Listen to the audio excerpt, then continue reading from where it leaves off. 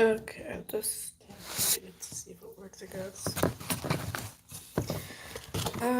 This is gonna be a puppet.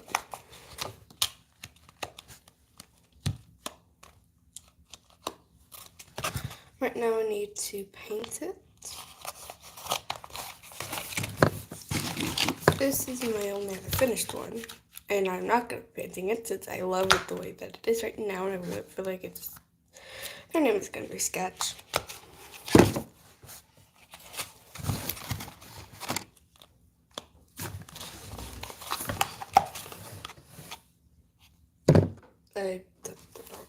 Oops. Okay, I probably should have got it the evening later.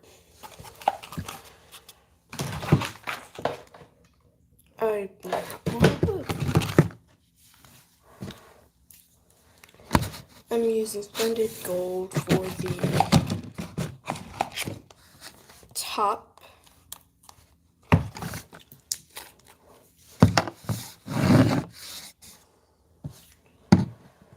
Need a paint.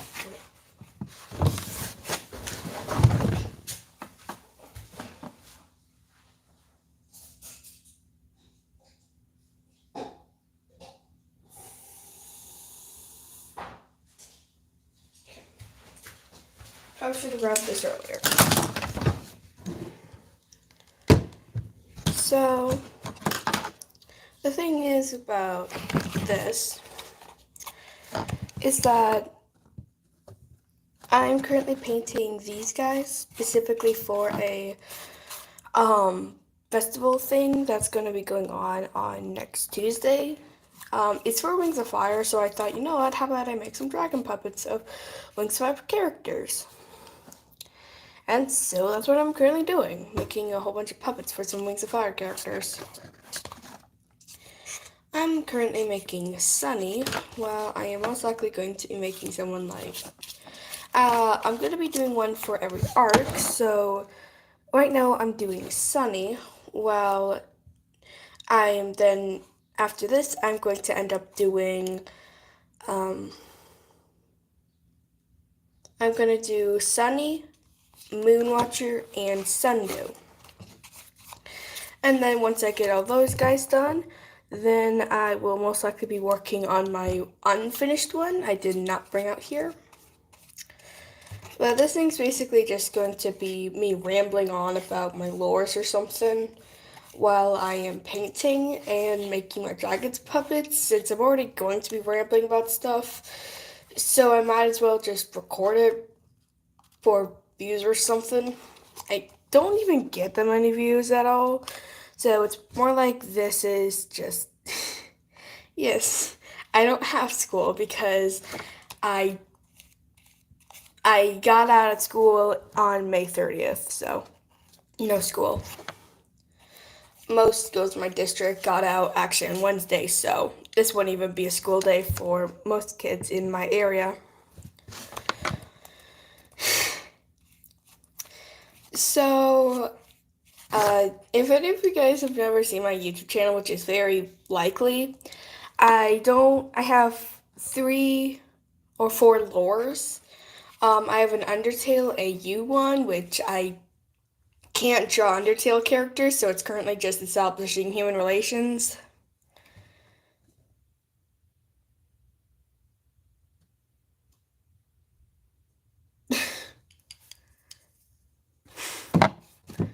What? I don't think, did I post a special last week? And I don't, no, I've never seen your YouTube channel. Okay. Makes sense.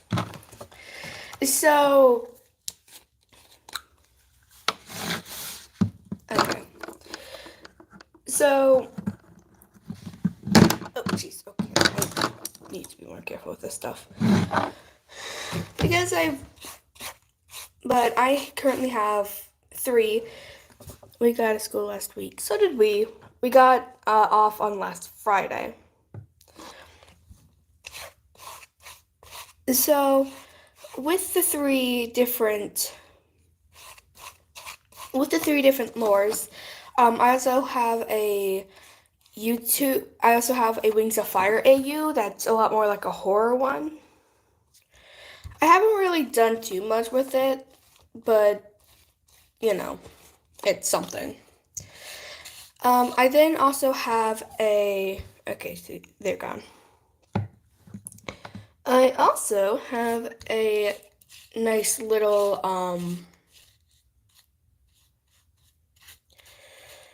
I also have a stationary lure, which is just well, I am still going to be in middle school. I'm not going to be disclosing my I don't know if you really should be nervous, but well, I know that 9th grade can't be that bad. I mean, my brother was able to survive it while going to the Math and Science Center. So, I also have a stationary lure, which is basically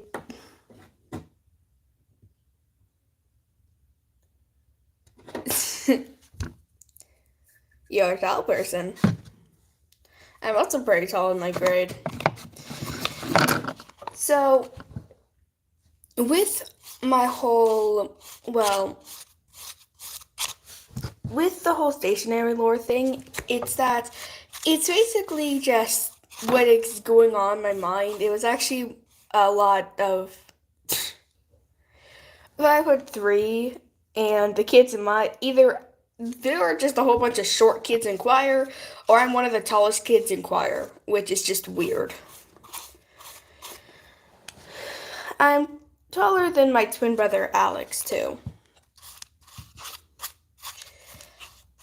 So, well, I haven't exactly gotten to the point where well, I haven't really gotten to the point where any of the kids in my class are 6 foot yet. Because that would be pretty weird. I'm pretty sure they would have gotten held back like twice or something.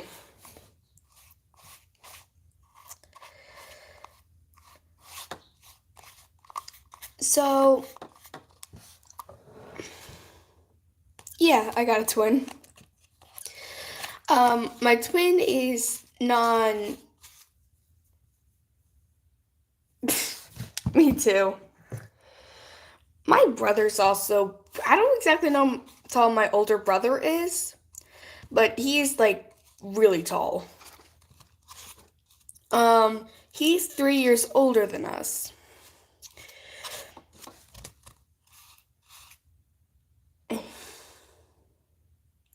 No, although I do think that I'd look really good in them. I've never worn glasses, but I seriously do like the way that they look. Okay, I need a brush.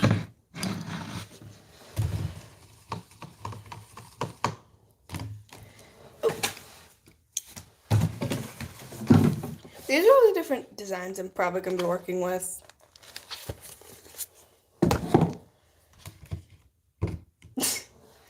Sorry, but I'm not going to be giving off what I look like during this, so sorry. I really like my personal, well, boundaries, so yeah. Okay, I'm going to start with this again. I'm really just going to be rotating between my different colors. I'm just going to be rotating between 3 colors just to make sure that I get a good like cycle. That way my killers have enough time to be able to dry while also making it so I don't have to be here for a million hours just waiting for everything to dry.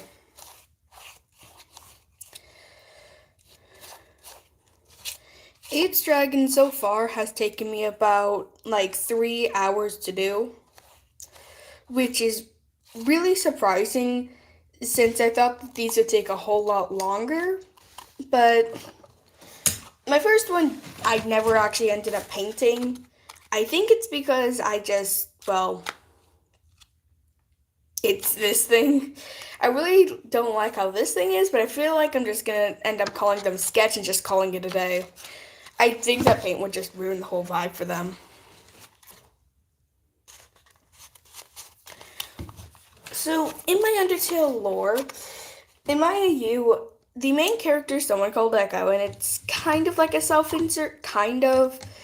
It basically just, Echo's personality and like traits is just very based off of me, except they were a lot better at reading nonfiction than me, so they're a lot smarter, which is just something very convenient for the plot, because if we were to go straight from me, they would not be able to read. They would not be able to read a lot of just normal, like, nonfiction, so they would have just not been on the clue for a lot of things. And that just would have been really bad for them. So I ended up just making that a little bit more of that. So the whole situation with Echo is that Echo is not supposed to be in the Undertale universe. The AU itself is not actually real Undertale. It's actually an AU of Undertale. Very close. It basically just confirms a few things that I don't actually know are true. Basically, it's more like a headcanon universe that I believe can be true, but aren't exactly confirmed, so I'm just gonna be calling it an AU. In this one, in this AU, the changes are basically Sans can actually remember reloads, not resets. When you like die and then like you have to reload, that is considered a reload. And then when you actually reset, go all the way back to the beginning, that's called a reset. He's unable to do reloads, but he is able to sense resets. He is able to he doesn't lose his memory from reloads, but he does retain, but whenever it resets, he can't. The whole reason for this is that I really wanted Echo away to be able to realize exactly how many times she's been there. So instead of giving her like a notebook, well, she does have a notebook, but I basically just made it so that Sans' soul, to make sure that he didn't remember resets, he actually had a little piece of his soul get like chopped off and like discarded, so that way he wouldn't remember resets. Because of this, if you were to reset too many times, he'll have no soul left. Although, thankfully, most of the time the soul shards are really, really small, so unless you reset like, let's say 100 times, then it's not really going to affect. But you do also have to get to the end, because if it's too small, then they just won't care, and they'll just allow him to know, hey, someone reloaded. The other thing about this is that Echo first goes through the underground the entire time. Basically, she becomes Frisk once, and then she proceeds to, well, after that, Echo basically becomes hi, Harper.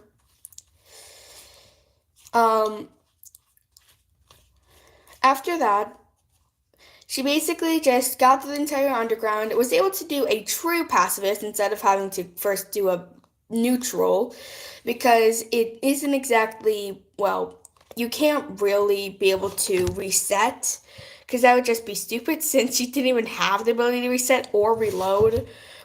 But thankfully, because she's a version of me and I've played Undertale way too many times, she's able to get through it without dying, thankfully. Almost died on a few parts, but it was not really that bad. So, the other thing is that in my Undertale AU, the soul traits are actually a lot more prominent and are actually a lot more important. This time, if you go into this time, your soul trait actually gives you powers, like actual ones. such as the yellow one makes you be able to shoot lasers out of your soul. The purple one allows you to be able to teleport short distances. The orange one makes it so that as long as you're moving like at a certain rate, you don't get affected by magic. Like magic can't affect you. The blue one makes it so that you're able to jump a lot higher, and that all monster attacks go in a horizontal, like what happens during the Papyrus or Sans battle. Like everything just goes like that, instead of it all being on the floor. And then Cyan makes it so that as long as you're being skill, no one is watching you. Wow. And then the blue one is probably the most overpowered, kind of. So as long as you're not moving, you don't get damaged by any attacks. But if you're like with someone and they're like a prankster, they could always just push you, and then you're dead because they push you, and then the monster can actually attack you. The yellow one is also kind of like a magic attack, meaning that yes, you do always have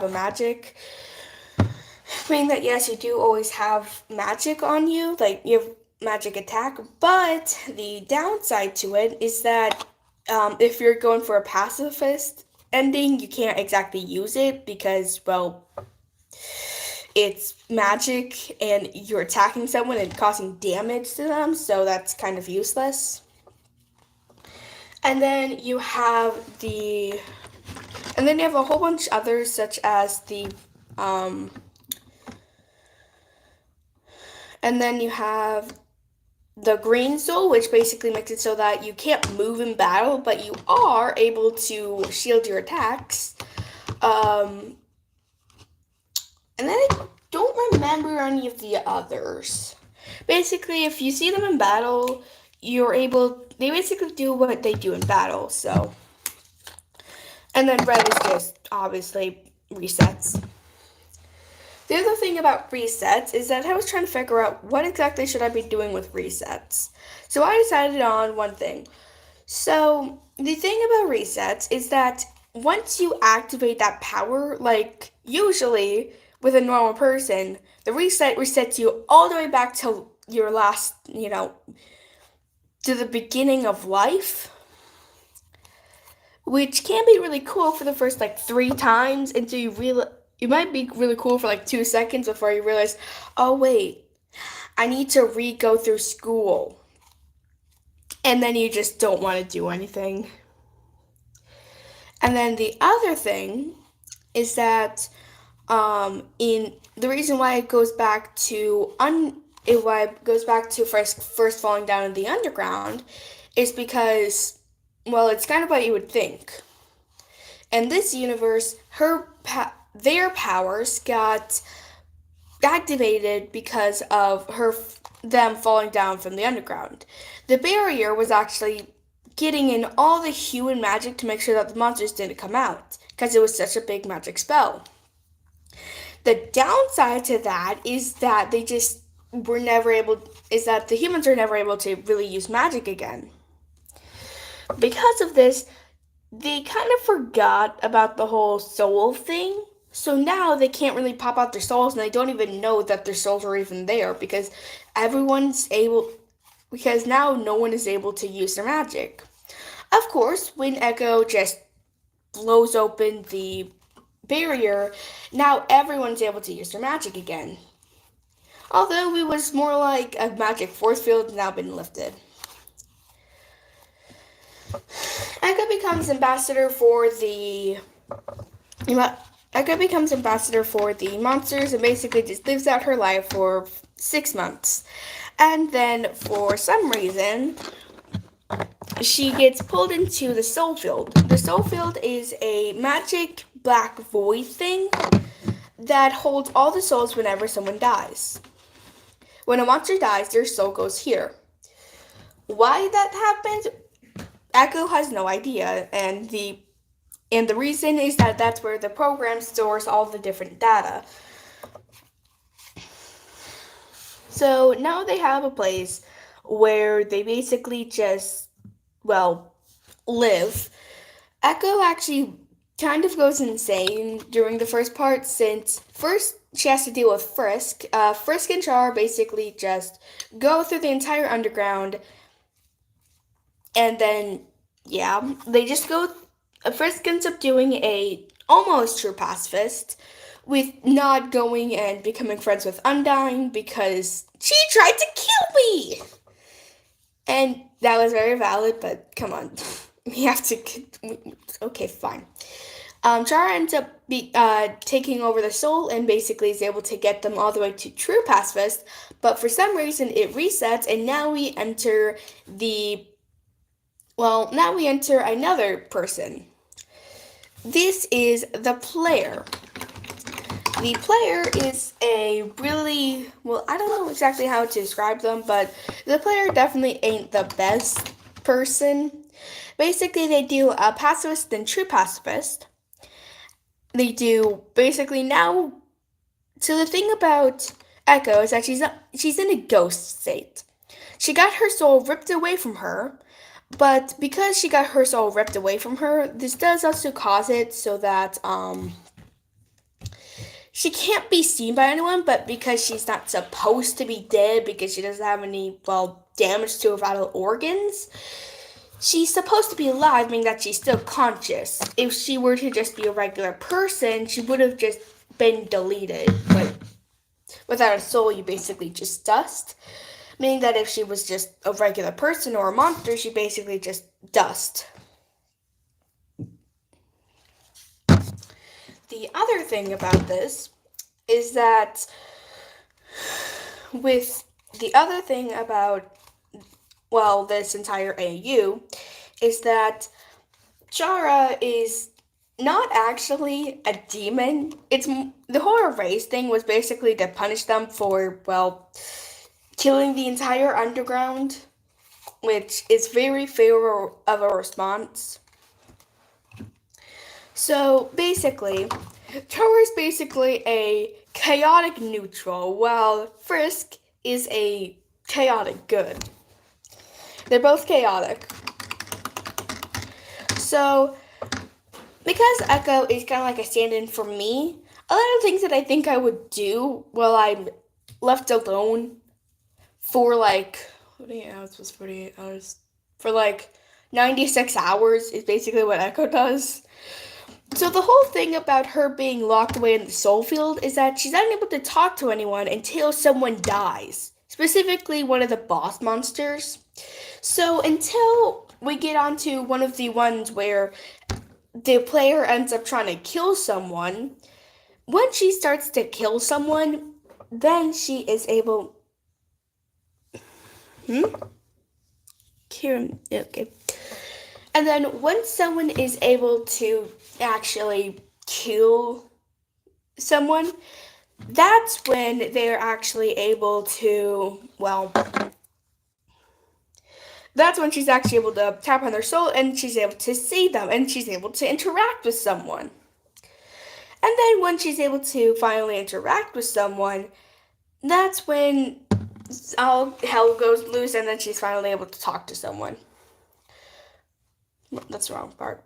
When she's able to, but before she's able to unlock that, she's basically locked in a room with herself because she doesn't exactly want to be watching Frisk and Chara do their entire run because that literally takes like 24 hours to do. Because they actually work a lot slower during this. Stop being mean to him. Wait.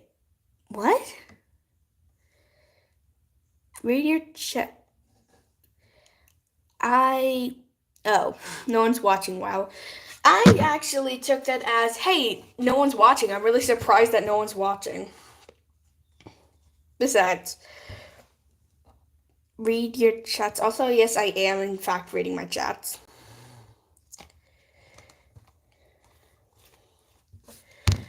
So, circling back to my whole, well, human fiasco. So Echo's left by herself for 96 hours, being able to do nothing, being able to do literally nothing for a long period of time. So this basically causes mass dysphoria. Basically, everyone's kind of, well, Echo is really going insane because of this. Echo is now basically unable to do like anything really. So because she's basically unable to do like anything, she basically discovers a few different things. Now I think it's probably a pretty good time to. But that's okay. That's the wrong color. I'm pretty sure it's a good time to talk about exactly what happens because she does have a soul trait. Her soul trait at the beginning is black. Keyword on beginning. Her black soul trait basically means that she doesn't get like any powers or anything. She doesn't have a soul trait. This whole no soul trait ordeal is very, well, bad for her because this means that she can't do anything. Now, luckily, her soul trait is actually being able to, well, copy others. This is actually why she's able to do spears and being able to make spears and get the gaster blasters and all the different other, well, things. And because she is now able to spawn whatever Undyne and Sans and Papyrus and Toriel are all able to spawn, another thing that's kind of different in this one is that specifically Toriel is able to actually heal people. I think it was kind of teased, like, yeah, okay, maybe Toriel might be able to, like, heal us, but it's never actually shown. Maybe, like, in the Flowey thing, although I don't really see any for magic. Perhaps she was able to do it from long range. I didn't really understand that, so I just decided, you know what? Fine.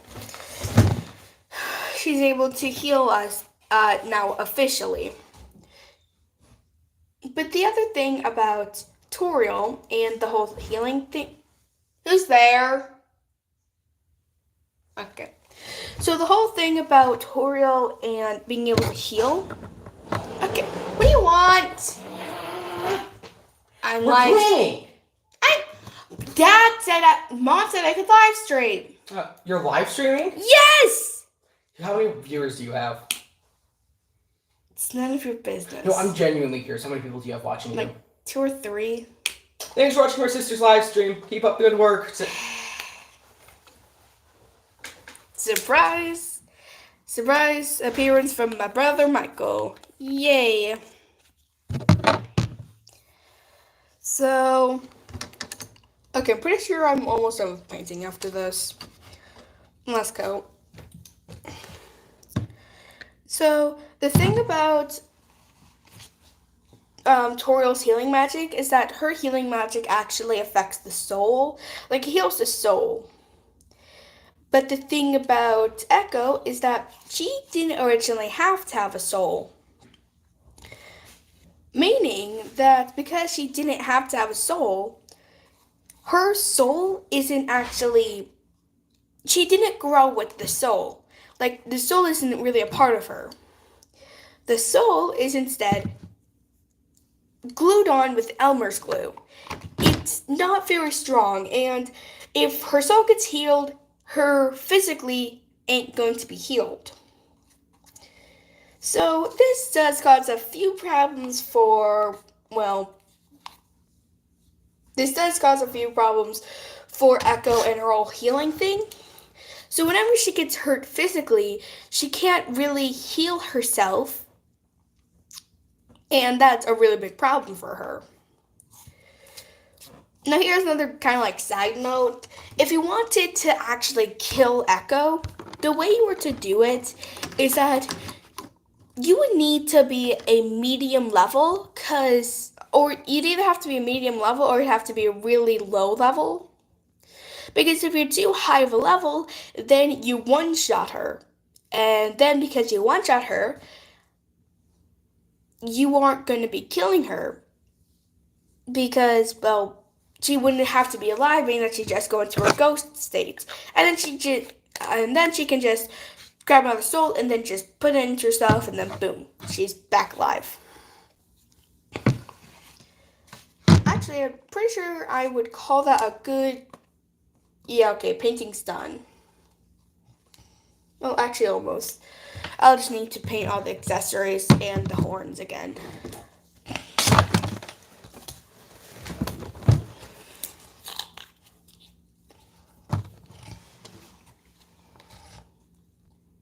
That's pretty close. Okay. So the other thing about Echo is that if you were too low of a level, then it will only, even if you're to shoot her in the chest with like a gun, if you're level 1, she ain't going to actually, well, die because, well, even if she begins to bleed out her chest, as long as her health is still like a-okay. The other thing about Echo is that even if she's supposed to be alive due to bleeding, she will still be alive because she takes no damage from like herself. Because if excessive bleeding is just unable to affect her health, because she isn't supposed to have a soul, because and because that soul isn't really tethered to her very well. It doesn't take damage whenever she bleeds out, meaning that essentially it's pretty useless to really attempt to kill her with like one gunshot. You have to really like unleash the entire barrel if you're level 1 or like you're mid-level. But this does also cause it so that if she's supposed to be dead but her health isn't 1 or 0, she will just continue to be alive and just in a lot of pain. So this does give the doctors enough time to heal her, physically. But she can always just heal herself with, magic, but it will only heal her health and not really her body. The other thing is that this player isn't exactly they aren't exactly me. The player instead actually goes on a few different genocides, kind of. Basically, they first decide to go in, that isn't Ghibli theory. They first decide to do two pacifists to get the true pacifist. And then they proceed to first kill Toriel, then do basically pacifist, kill Papyrus and Toriel, basically just go through all the motions of getting every single ending. And then halfway through they just decide this isn't worth it, so they just decide to stop and instead engross in Undertale in a different fashion. The other thing about this thing is that there are 3 parts to this, with part 2 being something I will most likely never actually draw. You have part 1, which is from the beginning of the comic to when they first decide I need to endorse in Undertale in a different fashion. And then it goes from that point to when they decide I'm going to start playing the game again. And then that's part 2, and then part 3 is going from when part 2 ended to, the end. And then they're probably going to be a whole bunch of mini comics of, what happens afterward with Frisk and Chara and Flowey and Asriel and stuff. So, what ends up happening with that whole thing is that Flowey is that in the original comic, in the original AU, basically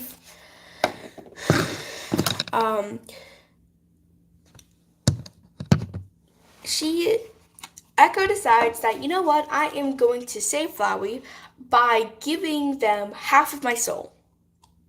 And so, because it's only half a soul, he doesn't regain his goat body.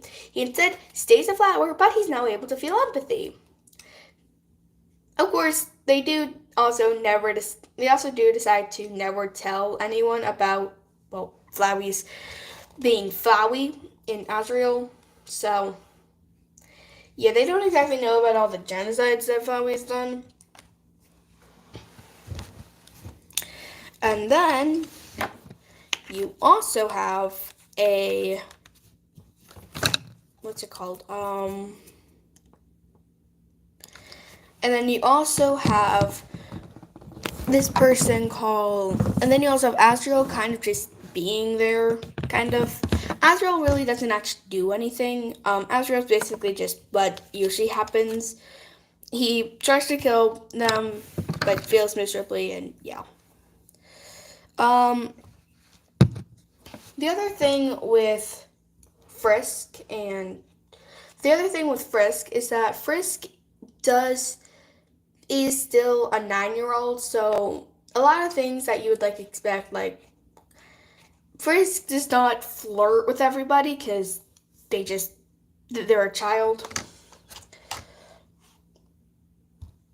Okay, that's probably not gonna hold.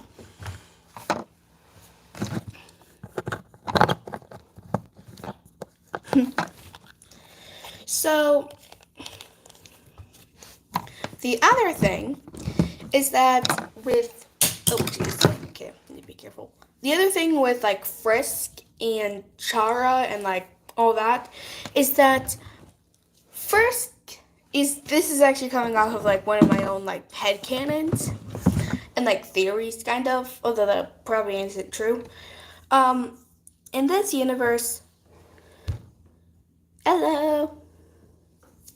The other thing about Frisk and Chara is that the characters, when Frisk is being taken control of because of, well, the player coming into the picture, so Frisk kind of goes unconscious. Why? Because I don't think anyone wants to watch their body do something that they didn't tell them to.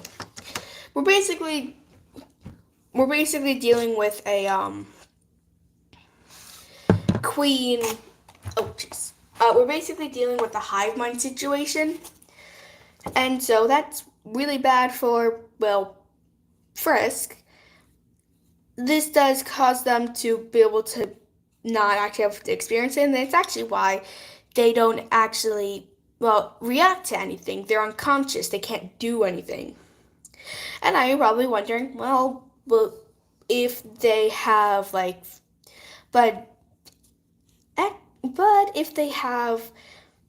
if they're still unconscious, then how are they able to tell their name? Well, what the player had named the human, or at least what they thought had named the human, was never Frisk's name. So when they said, say your name, the program told them to say their name, and what their name was, well, Frisk. They told them their default name, their actual name, Frisk. The other thing about, well, this whole ordeal is that Chara is also kind of there, but in a ghost form. Basically what you see in a lot of media, basically her just hovering around Frisk. The player can't see them, obviously, but they are still there. They're also sympathizing very much with Frisk. And Echo's kind of wishing that she can't be Frisk because she's basically going insane, unable to talk to anyone. So, Echo does attempt to do a whole bunch of experiments and does actually do a few questions that she can ask them that she doesn't have answers to yet. She actually keeps a notebook, and I actually have a physical copy of that notebook to start getting a few of my thoughts down, because I can't exactly draw any of the part 2. So actually, the part 2 what's actually happening with Echo is that Echo is actually traveling around with the player, meaning that whenever the player were to watch a dub of an Undertale comic, she can also see that dub, meaning that now she has to watch everything. She basically transferred into another universe.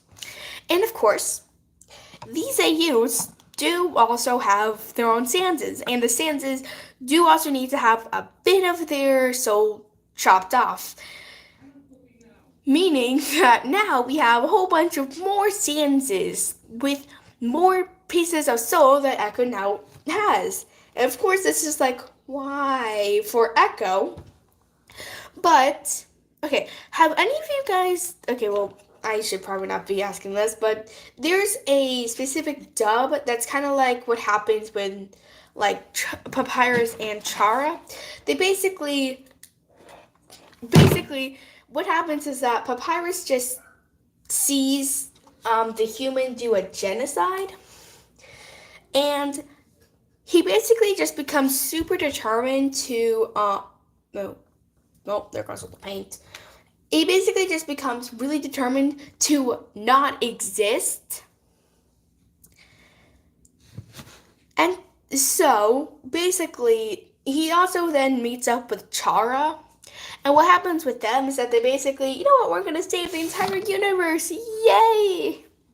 And they proceed to immediately go into a horror, I think, a horror or Dust Tale. So that's fun. So it's not exactly clear, but what happened with Echo, okay, that's really hot. But what happens with Echo is that Echo, instead of, well, letting that happen, she is able to somehow reach in because somehow she's able to grab them and put them in a just teleports randomly. And that random universe ends up being she ends up being able to get into a pocket dimension. And that pocket dimension ends up becoming her home. So every single time that a comic ends, she's able to take that soul piece from the soul field and is able to bring it back to the pocket dimension and, well, crush it. And being able to put the sands in there. This includes with, like, hundreds of stanzas.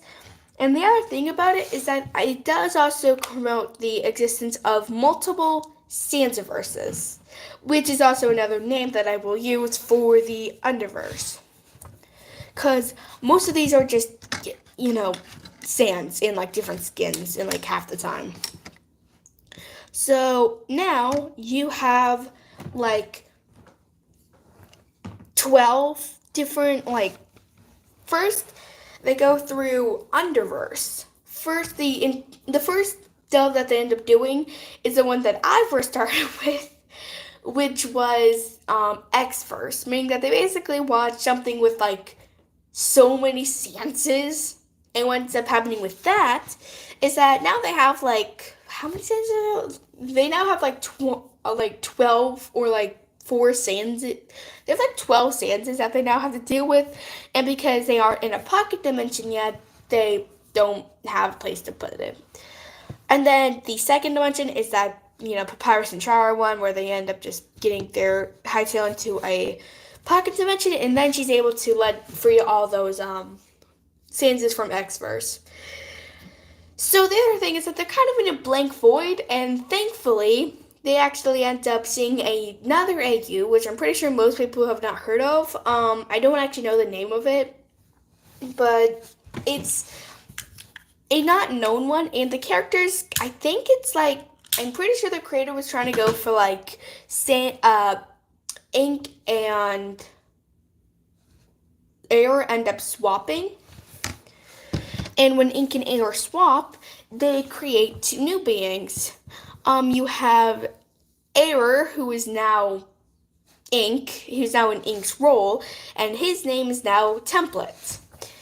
And then the other one is, I don't know. I don't actually remember. I think it might have been, like, Blank or something. I don't know. I don't remember his name. But anyways, they both end up being able to get their Hightails back into the pocket dimension. And then once they get into the pocket dimension, then things kind of go sideways because at least in this universe, Temple has the ability to create objects with his notebook. Basically, he's able to create something and then slide his hand off the page, and then boom, that object is now there.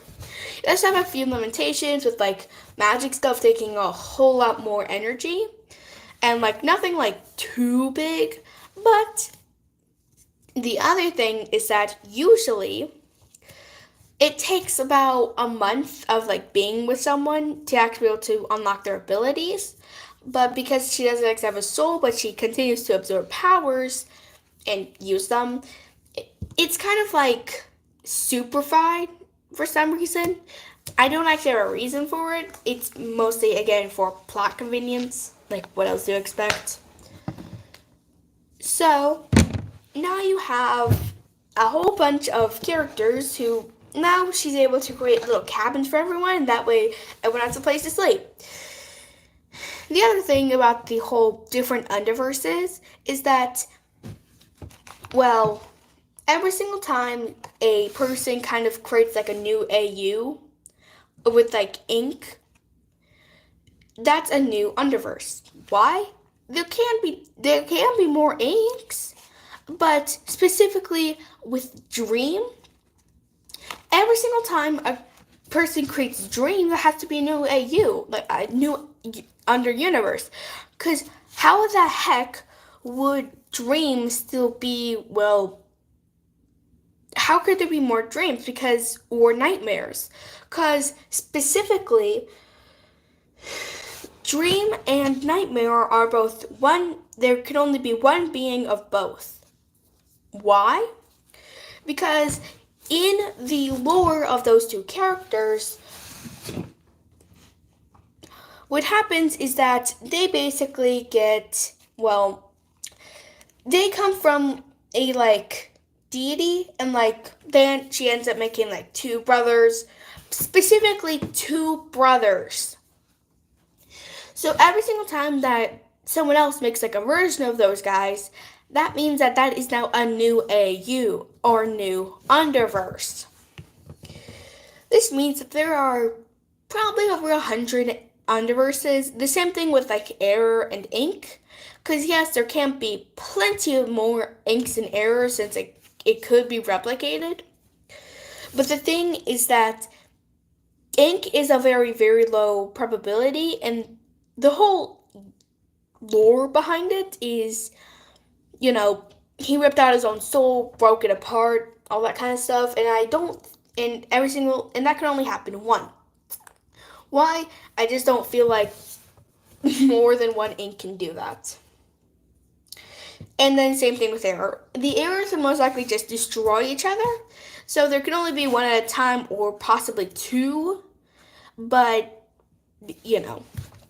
The reason why I'm not going to be creating part 2, which is that whole AU part, is that, well, what do you expect? The other thing is that all of them have different art styles, meaning that there are so many different art styles, and because I want to stay true to that, I need to learn like 12 different art styles, like at least if I want to go like simple.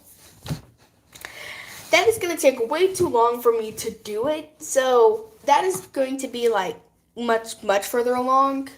So that's probably going to be like something I either am able to like convince other people to like learn different art styles for this, or I just do it in like 12 years.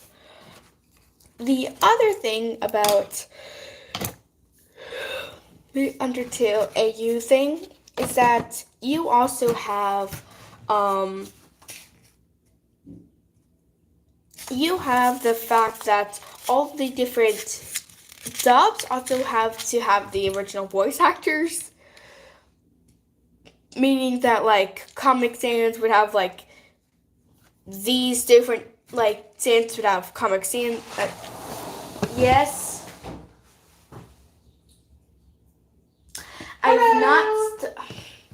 I have not stopped, Mike. Oh, I'm fully aware of that. What are you doing? Working. Okay. Well, leave that. Okay. What are you doing? Okay, so I'm going to start working on another dragon since the other one's basically done. Why don't you just finish it? It takes a lot of very precise painting. I have to get really close to it to do that, and I don't want to be showing my face. Okay. So, we're going to be creating... Just use a mirror. Or just disable the camera for this thing while we finish. No. Okay. Okay. So, now we're going to be creating the second dragon. This one's going to be Moonwatcher, because that's the second arc. Or you get like a face mask or something. No. And like put it on so that way they can't see you. No. Or I'll get like a really good filter and so that way they can't see you at all. I don't think you can activate filters on this thing. Fair point. Okay. So, I'm going to be creating Moonwatcher, and the whole reason why I'm actually doing this is because there's like this really cool like Wings of Fire like event thing in like a week or so. Next Tuesday, there's this Wings of Fire thing, so I really wanted to go, and I really wanted to make something for it. So I decided, you know what, how about I make dragon puppets of, like, one character for every arc. And so we have Sunny. This one is just, like, the latest version. And so she has the little Ghibli earring, but other than that, she wears no jewelry, like, usually. So it's just Sunny. Obviously it ain't done. I still need to grab the black marker and like do the eye and stuff, but that's gonna be like all later. It's a lot of the nitty gritty stuff, so I'm not just gonna be doing that. And then next we have Moonwatcher, and then the final one is gonna be Cricket. So I believe if we're okay, I'm pretty sure that. Okay, now I need to figure out where the heck my pencil is. Alright, I do not have a pencil. Oh no. Alright, I'm gonna go look for one.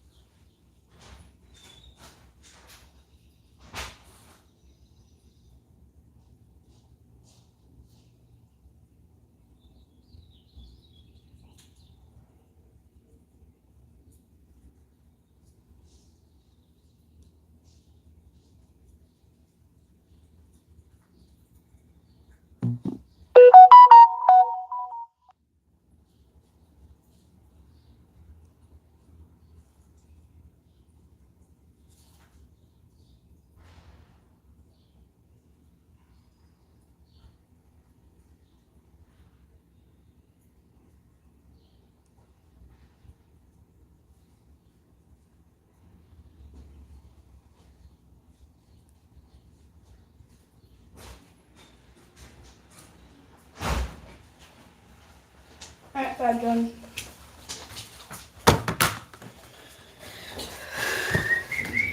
Alright. So now we're going to be making Moonwatcher. And now size matters. Because I was trying to make Sunny a bit smaller because I didn't want to, you know, make too big of a dragon puppet. But now I'm going to make Moonwatcher a bit larger than her, I believe. Yeah, I think it's either a little bit smaller or a little bit bigger. I'm just going to make her a little bit bigger since I don't think I can go smaller with this thing. Okay. So, the other thing about this is that, this whole, like, ordeal thing is that I'm going to have, like, 3 different, like, stages of, like, this thing. There's going to be, like, a really small one. Okay, there's a reason why I grabbed an eraser for this. Mechanical pencils suck with erasers.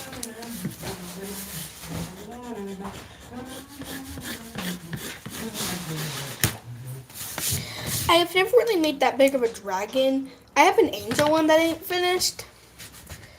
But that one really isn't even that bad. Sorry, big. So far, a lot of my dragons have just been like little small ones. Even this one's actually been like pushing the limit on like, is it too small? Like halfway through I was like, okay, this thing ain't gonna be that big. This is gonna suck. But then I was like, you know what? No, I'm still able to put my fingers in it. I have to put like my pinky up here, but like, you know, it ain't too bad. And then, so far, each dragon puppet has taken about like 3 to 4 hours. This one, Sunny, has taken me about 5 now, which is kind of like really bad for me because I don't want these things to take, because that means I need to make 3 of them, and then we have like 3 graduation parties to go to this weekend because all of my cousins are becoming 12th graders. Yay! And so now we have to beat to like 12 of those.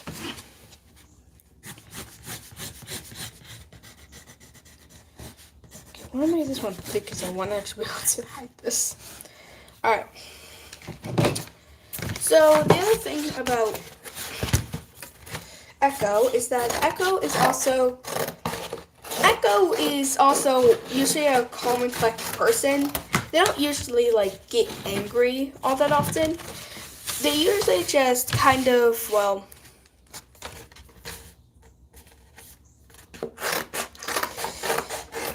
they're just calm most of the time. And so the bright side of that is that means that when all the errors decide to get in a giant pile because they wanted to kill because they wanted to destroy the anomalies, she's able to easily defuse the situation without actually getting hurt herself or getting all the errors hurt.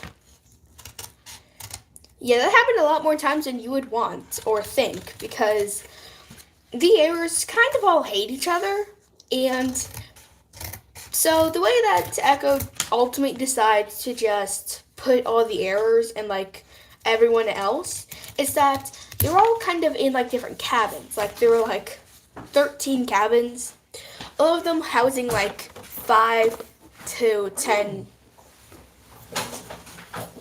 stances. And then it's kind of your choice who exactly you want to be with. And then there's also a master building where Echo sleeps, and also Papyrus and Chara, since there's only one Papyrus and Chara, and Papyrus is constantly having to, like, you know,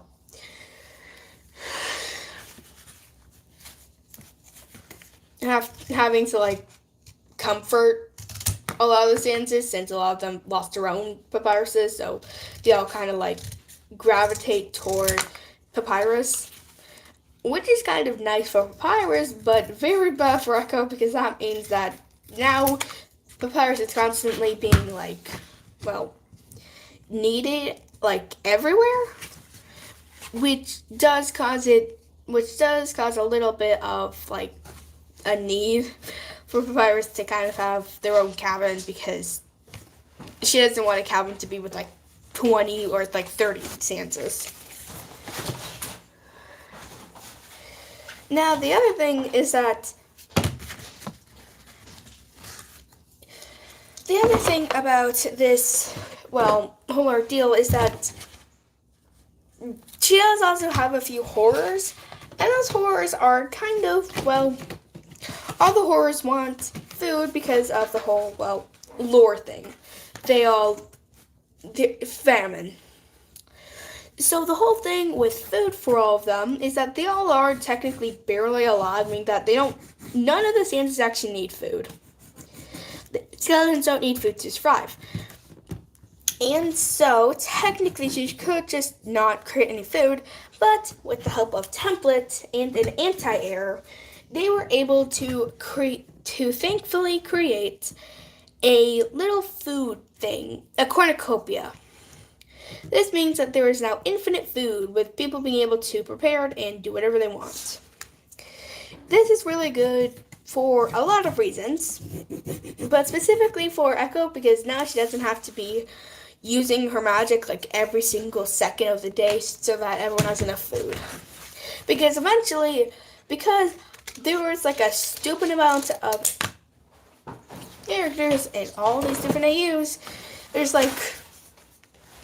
ends up being a total of 150 stances in the end, which is really bad. So the whole thing with other, errors, the whole different underverses is that no one's able to transfer through underverses except for, Echo. And because she doesn't want any really big lashbacks, Echo actually never ends up putting any of the stances back in their original AU. And so this causes there to be everyone wants to go back to their own AU once Echo's able to get back into her AU.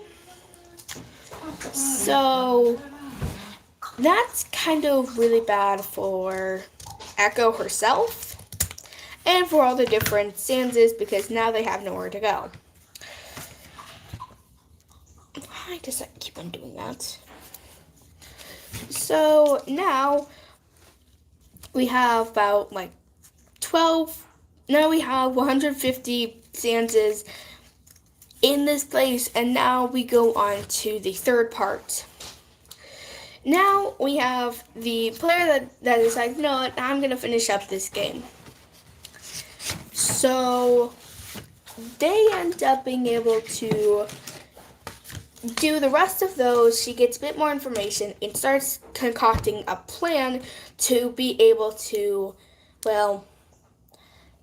take down this player so that she's able to get back into her own AU. She's able to get her happy ending. Now, this would all be fine and well if it was not for one thing. Echo kind of doesn't have a soul. Now, the fun thing is that she just needs to be able to find a soul somewhere to be able to actually get one, because all souls, if she's able to get one and she doesn't have one, kind of just becomes her original soul. Meaning that she does not have to go into every single AU and re-get all of her powers. Now, this would all be fine, dandy, and good if it was not for one other thing. Where she's supposed to get said soul. She could always just steal one of the minor monsters, but that's, another person's soul. No. And besides, if she were to make that soul her own, that monster would then be completely erased. Meaning that she's basically killing someone. Again. Basically, she's becoming even worse than the player. And so, she decides on a different strategy. I am simply just going to grab one from an AU. So, she's able to find a nice little AU, specifically in Templates AU. And in Templates AU, she's then able to grab a random ass soul that was just lying on the ground from Error's old web, and she's able to simply just, she now has a soul, and now she's going to be using said soul to, survive. The other thing about Echo is that she also kind of has the problem of, what if the player were to hit me, since the player has been playing Undertale for a very long time and would obviously be able to, one-shot her. So, Echo decides that, you know what, I have an idea. So, she actually steals 3 different souls. This way, now she has 3 chances. And so, what ends up happening is that Echo ends up needing those 3 souls, because when she ends up fighting, because when they finally decide to do a genocide route, Echo is now ready and is able to immediately. Well, actually, no. They ended up doing a genocide route before that. So once they finally decide to do a genocide route again, she then immediately, after they kill Sans, Echo immediately decides to, okay, I'm going to step in, and proceeds another epic battle. So, Echo was actually able to copy Sans' whole moveset, being able to make it so that there is no damage cooldown, which is really bad for the player and really good for Echo. So now she has this overpowered power that Sans usually had, but he can only deal 1 damage. Echo's able to do a whopping 3. The other thing is that it just happened because why the heck not, is that Echo also for some reason got the ability to, well, she ended up gaining the ability to be able to kind of just be able to do whatever the heck she wanted. Okay, I'm not making any sense. What did I want to say? Basically, Echo gains the ability to be able to, well, do whatever the heck she wants. She is able to, I have no idea what the heck I was talking about. Okay, anyways, so, oh, right. So for some reason, the player is able to, for some reason, gains the ability to, like, duplicate, like, all past genocide, like every single EXP they've ever earned, was then kind of put into this universe, into their current character, meaning that they now have, like, 3,000 health. Which is really bad. Because now that they have 2,000 health, now Echo needs to grind them. They have to attack them for over like 200 like years or something. They have to continue fighting them without being able to be hit once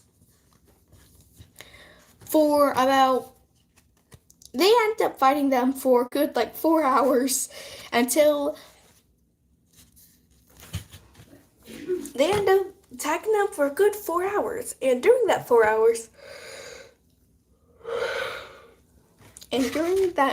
hours, something really bad happens. She ends up being able to be hit 3 times. Echo is hit 3 entire times, which 2 times, which is probably thinking that ain't that bad, but because it one-shots her, she just becomes a ghost again. She uses another one for souls, but the thing is that Echo kind of doesn't. Where she gets hurt is that is now a scar forever, meaning that she now has a scar on her wrist and her neck. And so she ends up covering those up with her choker, which is now on her neck specifically so that no one can see those scars. And then she also has a whole bunch of bracelets. So this is really bad for Echo because she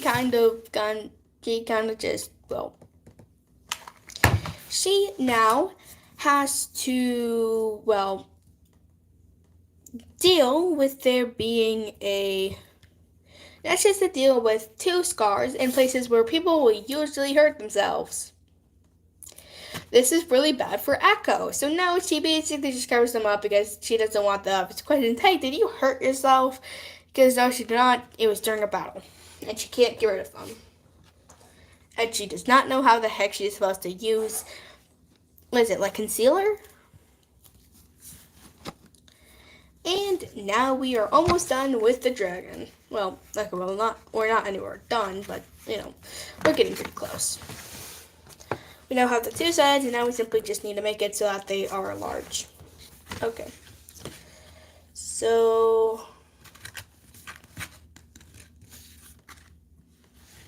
okay. So now, okay, we're gonna want to place where, you know. So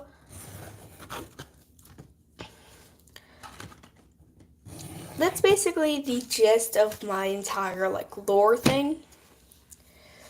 And honestly, it really isn't that complicated. I try to make it complicated, but honestly, a lot of it's just going to be ambient noise. Most of the actual action is probably going to be happening in like the second part, and there's definitely going to be a lot of like skips. I don't know exactly what I'm going to be doing, but I'm pretty sure a lot of it is just going to be open noise during like the beginning like parts.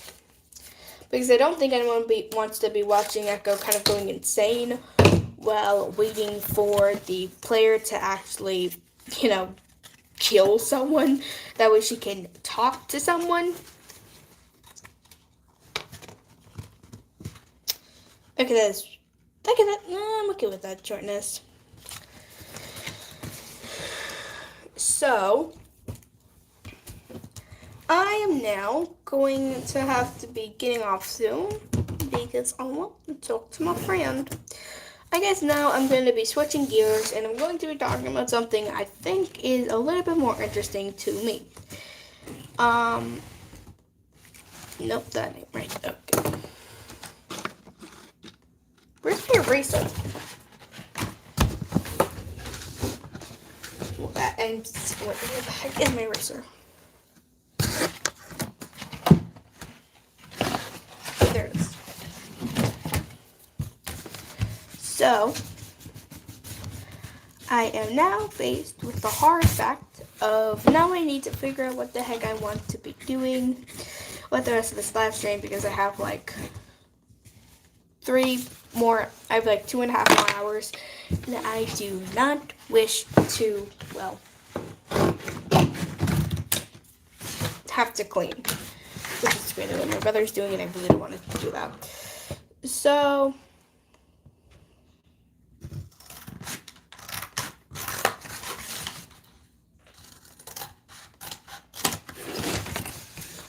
okay.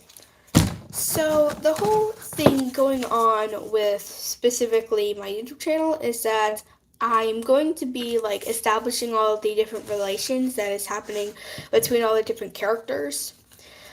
So what's going to be happening is that like we are going like you guys are going to be able to see Echo's like being able to kind of like Echo, you're going to be able to see like Echo relations with the different like humans, specifically with the different, well, characters. And then I guess this is kind of like a spoiler, but you know, whatever. One of the very bad things that Echo's kind of keeping a secret from everyone else is that Echo isn't actually Echo's real name. Her name is I forgot what her actual name was, but she has a different actual name. And why did she end up changing it is because she knew that there was most likely going to be another version of her in that universe. And so she decided, I cannot have that. So Echo decided to change her name that way that if they were to search it up, they wouldn't discover her other version of her. This is very important for Echo because she now has to learn to respond to a whole different name, which is really hard. So whenever someone mentions her old name, she will always just like perk up because someone said my name. Oh, we know that ain't my name anymore. Okay, I need to stop doing that. And so that's going to be really difficult for Echo to break, but you know, this stuff that you need to sacrifice to keeping your identity secret, I guess. And now we almost have the bottom jaw done. And it is not on per at all. Okay. I'm going to be wasting so much hot glue during this. So, how about I just do a few theories that I have about Undertale, I guess, because we're talking about Undertale during this. So, I have a bunch of different, like, theories on, like, Undertale, but probably one of my favorite, and, like, the thing that I think has the most, well, one of the least amount of evidence, but it's probably one of my favorites. This theory is basically, I believe that Undyne Spears are like a physical thing that kind of go in like their own pocket dimension. So whenever Undyne is not using her spears, they go into like a sort of pocket dimension. Why? Why do I think this? It's because Undyne ends up trying to give, Alphys tries to give Undyne a kit before taking care of magic spears. So this kind of like says that like she is constantly using like the same spears all the time. And so this makes me think that perhaps Undyne is actually, well, perhaps Undyne is actually dealing with the same spears every single time, meaning that she actually has to take care of them, and then where would these spears be kept? In a pocket dimension. Alright. So here is another really big point I think is to like in this everything. So another theory I have is that, well, actually I don't know if I actually have a theory. This is kind of like something I think would actually happen, like in game, but I don't actually have any evidence for it, and it's more like something I think would happen. So Undyne is kind of, so I feel like Sans, like instead of like taking you to Grillby's, would have instead like battled you in like a really easy battle. And I think that's where the Sans that might play when Sans fights you might have been used in like a really easy like fight, in a really easy sort of fight. And it would have been like a joke fight where Sans would have just basically not have been trying. Where it's kind of like, you bested me, boo. Do you want to go to Grillby's now? I mean, I'm on my break. Or perhaps the if I would end because, hey, I'm no longer on my, hey, now I'm on my break. And, okay. That's bad. Okay. And now I need another glue stick. Yay. So now it looks like my stuff is complete. I like the way that looks, and I am, okay, I can't do anything. And now everything requires hot glue, and my hot glue gun is now empty. Well, okay, it's more like at the point where I can't like push anything out.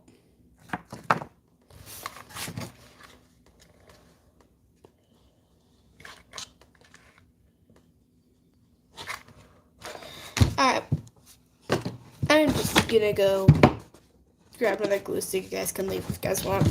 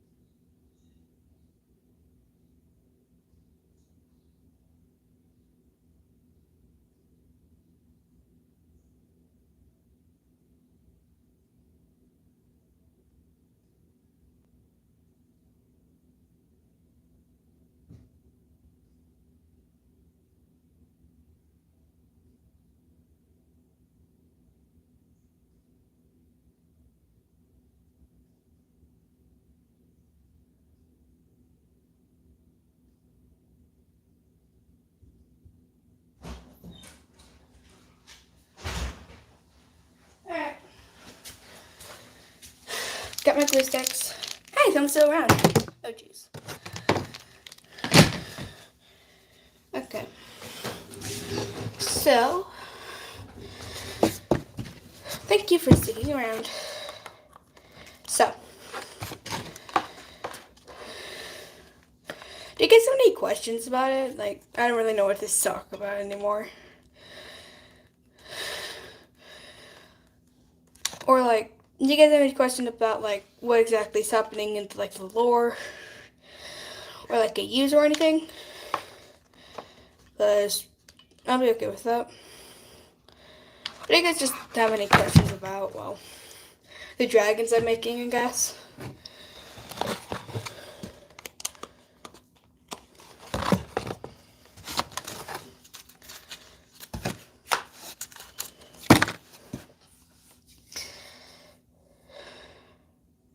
So, I guess when we're really considering, ow, okay.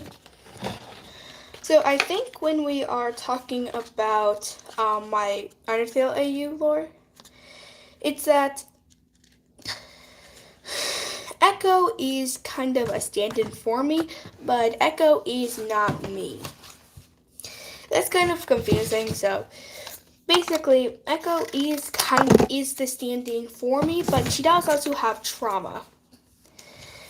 Specifically, one of those traumas is that during her time when like she wasn't really able to do anything, back when there were only like a few. After Template was there and Template was kind of just like creating houses, Echo ended up watching a bunch of the different, well, AUs. One of those AUs ended up being the Horror Tale AU. A really, well, okay, well, I'm not entirely sure what to describe it as, but a really good AU about Horror Tale. This Horror Tale AU, one is amazing. Like, a bunch of different YouTubers have, like, agreed that, yes, this AU is amazing. But with me specifically, I really like it, but the person who was dubbing it only did, like, 2 seasons, so, yeah. And then I'm not allowed on anything like Tumblr or Patreon or anything like that. Only YouTube. There's another thing, I guess, like, if you guys see any of my videos, like, on, like, YouTube, on, like, TikTok or, like, Facebook or anything like that, but just, like, no, it ain't me, because I only have YouTube, I guess. So, the other thing about my lores is that Echo doesn't really like to flash her power a lot. So if you ever want to, like, create like a little mini comic, I guess, about it, just make sure that Echo doesn't really flash the fact that, one, she's like the royal, well, she has been adopted by the royal family, or that she's like the, well, the ambassador between those. Because, like, she will bowl those cards if, like, but it's more like, shut up. Okay, fine. The ambassador of the gosh darn monsters are telling you to shut up. And then that will usually shut them up. But it's not something that she'll pull very often. It's only, like, if someone's being really, really annoying. And also, because Echo is a stand-in for me, another thing is that she's also a lot more sciencey. But it's just as good in making theories, aka she is barely able to do it. Okay. So another thing that I think I should most likely mention about Echo is that Echo is kind of Echo doesn't really like to Echo is a stand-in for me, meaning that she ain't exactly the best person when it comes to like talking to people. But she does become an incredible leader because she ended up having to lead a whole bunch of stanzas. Why was she the leader of those stanzas? Well, there were like 20 different.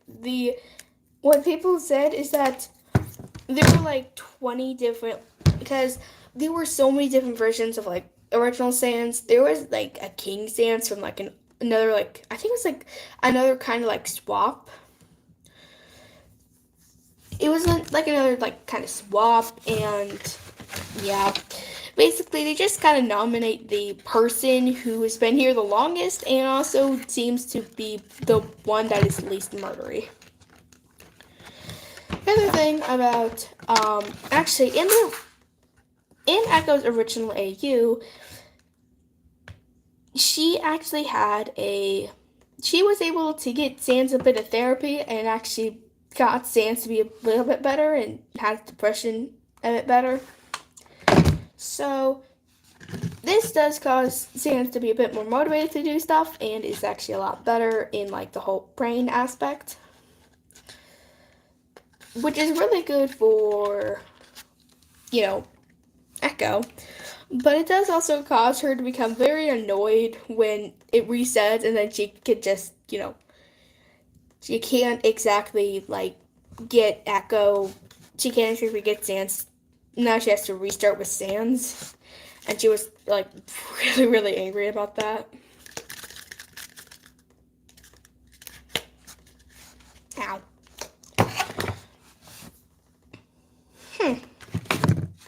Why does that keep on happening? Yeah, whatever.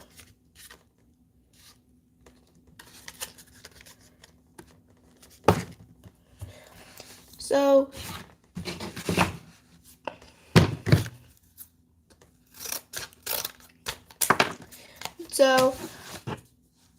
I guess the other thing that I think I should probably be mentioning about, well, the entire AU is that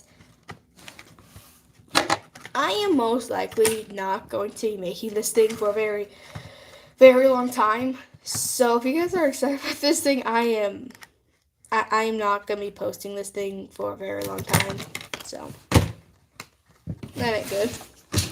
But, it's something. So there we go.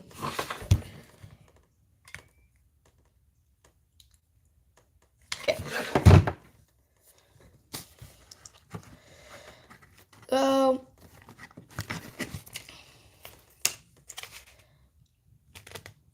jeez.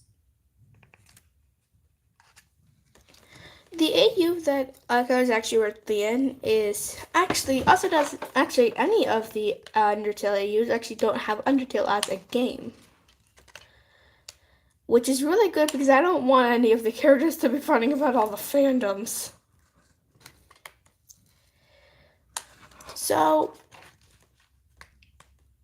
do you guys remember that trend when like basically like a reporter says like, okay, everyone's gonna be getting into their own like little game, and like that was like really, really popular for some reason.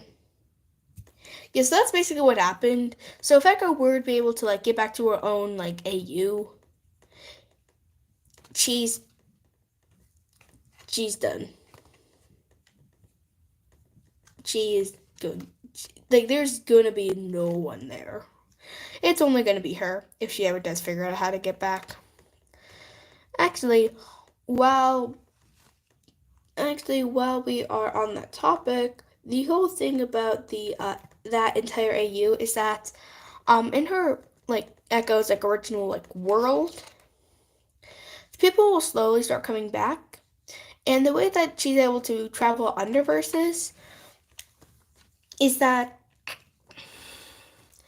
every single time that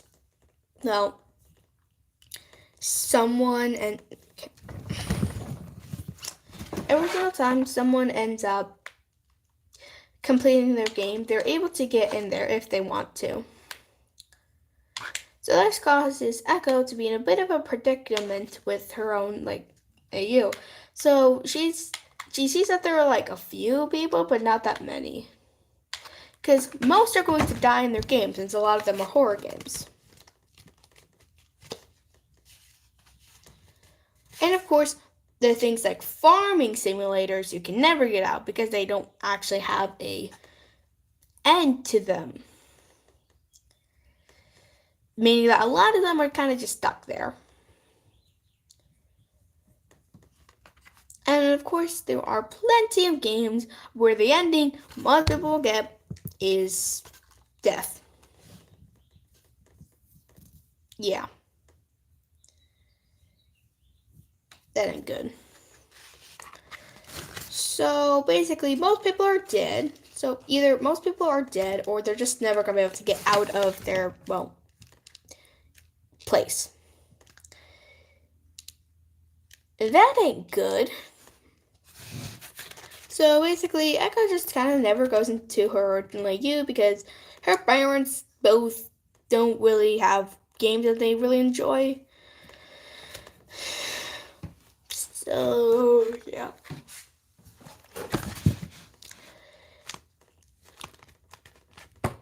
Oh, I'm just going to continue to do this, and I don't really have that much else to be talking about, so I'm just going to end up cutting the stream soon. So thank you for the one person who has been constantly watching me. I think Pet Zero. Bye.